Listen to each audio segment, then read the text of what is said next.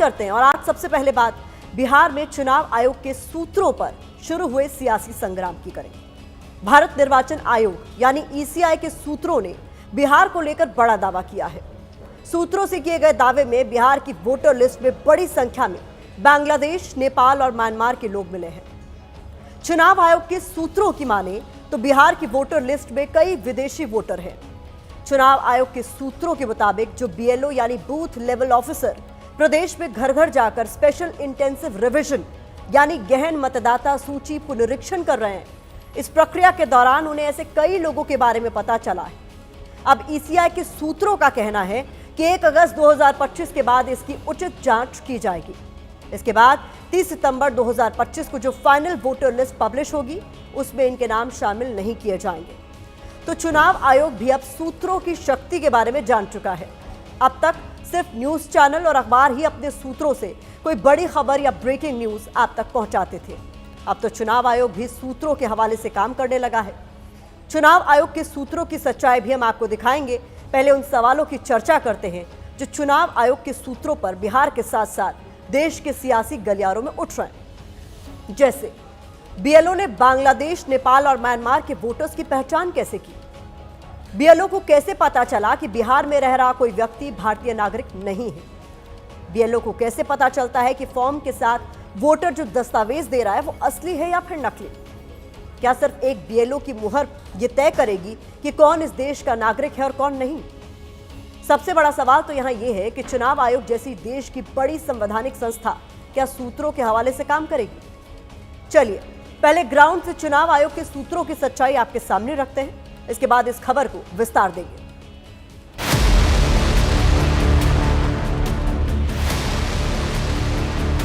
एक बात सामने आई है कि जांच में यह पता चला है कि कई ऐसे लोग हैं जो म्यांमार, चाइना, नेपाल, बांग्लादेश के हैं, यहाँ रह रहे हैं और वोटर लिस्ट में नाम जुड़वाए हुए हैं। तो ये जांच कैसे किया है? अभी तक हम लोग का ऐसा नहीं मिला है कोई कागजात उस तरह का। अभी तक हम लोग का ऐसा नहीं मिला है कोई कागजात उस तरह का। 1979 में एक फिल्म आई थी, गोलमाल। फिल्म में एक गाना था, गोलमाल है भाई सब गोलमाल है। बिहार में भी वोटर लिस्ट वेरिफिकेशन में हालात कुछ ऐसे ही लगते हैं। चुनाव आयोग सूत्रों से बताता है कि बिहार की वोटर लिस्ट में बांग्लादेश, नेपाल और म्यांमार के लोग हैं। चुनाव आयोग के सूत्रों में वो बूथ लेवल ऑफिसर हैं जो मतदाता सूची का सत्यापन कर रहे हैं। इसकी जानकारी एबीपी न्यूज को चुनाव आयोग से मिली है। एबीपी न्यूज ने बांग्लादेशी, नेपाली और म्यांमार मूल के वोटरों को लेकर सूत्रों से सामने आई जानकारी पर चुनाव आयोग से सवाल पूछा। चुनाव आयोग के सूत्रों से मिली जानकारी के मुताबिक बीएलओ जब मतदाता सत्यापन प्रक्रिया के लिए लोगों के घर घर तक जाते हैं तो उस दौरान स्थानीय लोग भी उनकी मदद करते हैं।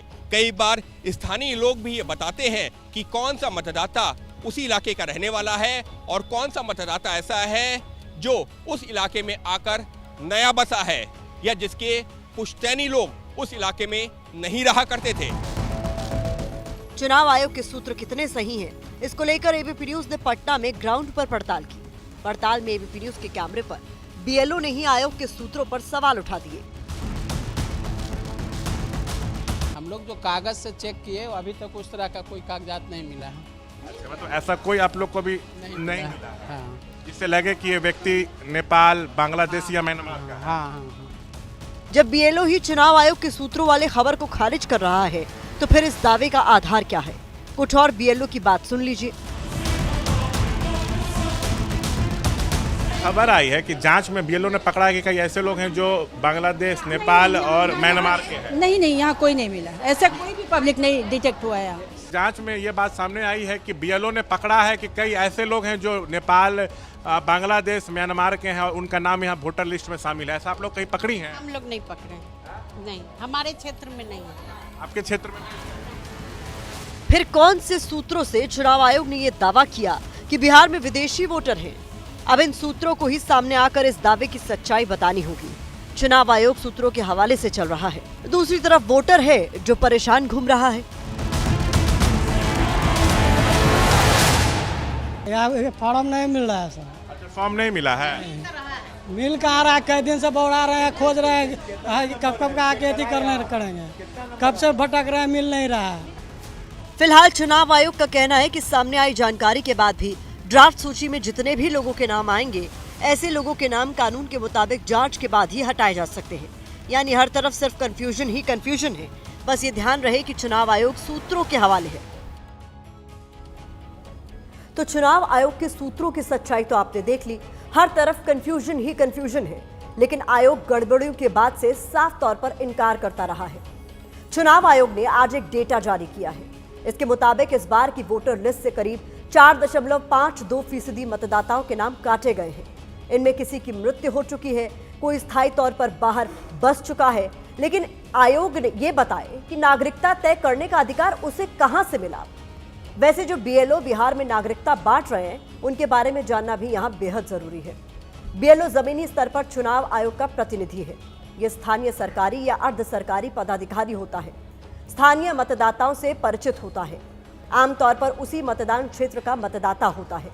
एक बीएलओ के अधिकार क्षेत्र में 1-2 मतदान केंद्र, शिक्षक, आंगनबाड़ी वर्कर, पटवारी, पंचायत सचिव समेत ऐसे कई लोगों को बीएलओ की जिम्मेदारी दी जाती है। चुनाव आयोग के सूत्रों की माने तो बिहार में यही लोग तय कर रहे हैं कि कौन भारत का वोटर है, कौन बांग्लादेश, नेपाल या म्यांमार का। पूरी प्रक्रिया में पारदर्शिता की कमी साफ तौर पर नजर आ रही है। इसी सच्चाई को देश तक पहुंचाने के लिए पटना में एबीपी न्यूज संवाददाता निधि श्री और परमानंद एक ऐसे सेंटर पर पहुंचे जहां SIR फॉर्म जमा किए जा रहे थे। सेंटर के अंदर बीडीओ समेत कई बूथ लेवल अधिकारी मौजूद थे जो फॉर्म के वेरिफिकेशन का काम कर रहे थे। सेंटर के बाहर फॉर्म जमा करने आए लोगों की भीड़ लगी हुई थी। वो फॉर्म में कई गड़बड़ियों की बात कर रहे थे। एबीपी न्यूज संवाददाता निधिश्री और परमानंद ने जब मतदाता की परेशानियों को लेकर अधिकारियों से बात करनी चाहिए तो वो कैमरा देखते ही भड़क उठे। ये रिपोर्ट देखिए।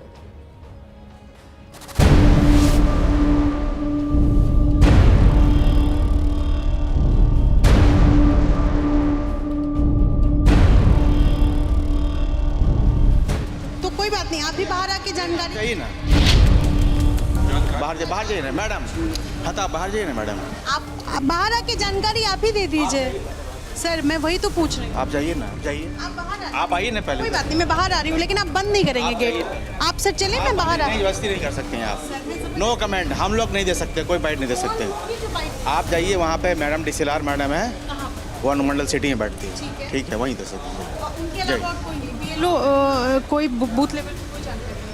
आप बाहर जाइए ना मैम, नो कमेंट्स मैंने पहले कह दिया है, आप जाइए, जाइए। अगर मैं आपसे जानकारी लेना चाहूँ कि कितने फॉर्म इस कमरे में कुछ शो नहीं कर रही हूँ, आप मैम पहले बाहर जाइए विदाउट परमिशन। आप रहिए अंदर, जाइए, छोड़िए अंदर जाइए, बाहर निकलिए, बाहर निकलिए, बाहर निकलिए।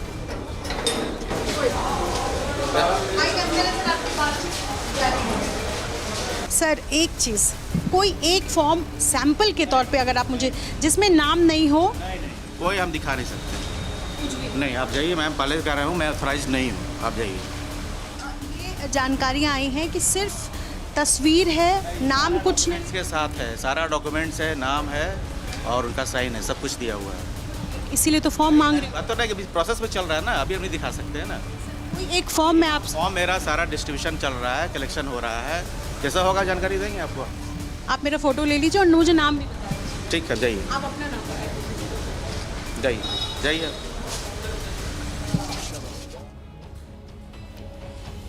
इस बीच कुछ रिपोर्ट्स में दावा किया गया था कि कई जगह बीएलओ मतदाताओं से फॉर्म भरने की एवज में पैसों की मांग कर रहे हैं। गया का एक वीडियो वायरल भी हो रहा है जिसमें बीएलओ पर वोटर लिस्ट में नाम जोड़ने के लिए पैसे मांगने के आरोप लग रहे हैं। वीडियो वायरल होने के बाद डीएम के निर्देश पर बीएलओ के खिलाफ शिकायत दर्ज की गई है। यही नहीं, जो 11 जरूरी दस्तावेज मतदाताओं के लिए परेशानी का सबब बने हुए थे, अब उनकी अनिवार्यता खत्म कर दी गई है। ये जानकारी पटना में एबीपी न्यूज संवाददाता निधिश्री को बीएलओ ने दी है।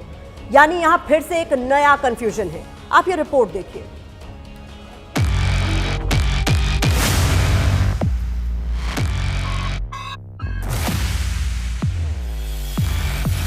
मतदाता पुनरीक्षण में कंफ्यूजन कहाँ हो रहा है? बीएलओ लेवल तक फॉर्म जो सबमिट किए गए हैं, वहाँ क्या लूप होल्स अभी तक सामने आए हैं, इसे समझाती हूँ मैं। ये आप फॉर्म देख सकते हैं और इसके अलावा चूँकि पीछे के तरफ इस फॉर्म में घोषणा है, ये डिक्लेरेशन फॉर्म है, ये आप यहाँ पढ़ सकते हैं। अगर मैं इसको पीछे करके दिखा सकूँ तो इसमें अगर आपका जन्म 2/12/2004 के बाद यानी 2 दिसंबर 2004 के बाद हुआ है तो उसके लिए अलग कॉलम है। इसके अलावा जो सबसे महत्वपूर्ण बात है वो है 11 ये डिटेल्स यानी इन 11 सर्टिफिकेट्स जिसका जिक्र बार बार किया जा रहा है चुनाव आयोग की तरफ से कि इन 11 में से कोई एक सर्टिफिकेट चाहिए। 11 में से कुछ है आपके पास डॉक्यूमेंट? ये तो जो है 11 में से हमारे पास में बना हुआ नहीं है। कुछ भी नहीं? जी नहीं।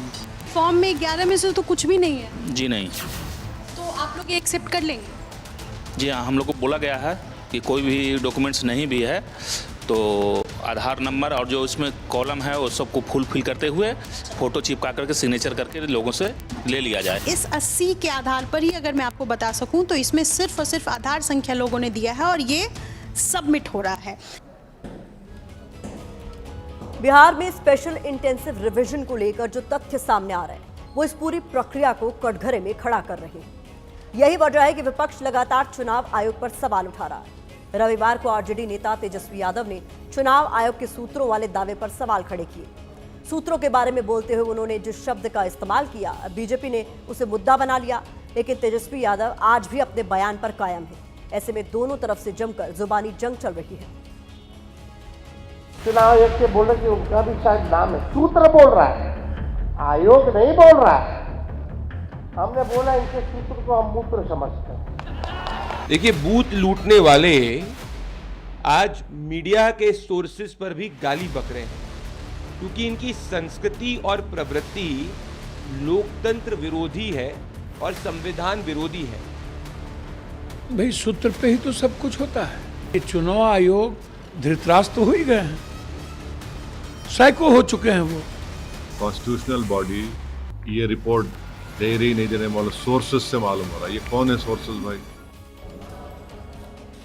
अब वक्त इस खबर पर सोशल मीडिया के ओपिनियन का है तो यूजर्स इसको लेकर कह रहे हैं कि स्पेशल इंटेंसिव रिवीजन इसमें भारी अव्यवस्था है। देश की सबसे बड़ी संस्था ईसी का चेहरा उजागर हो चुका है। अगर रिसीविंग नहीं मिल रही है तो क्या गारंटी है फॉर्म जमा होगा? तो ये इस खबर पर सोशल मीडिया का नजरिया है।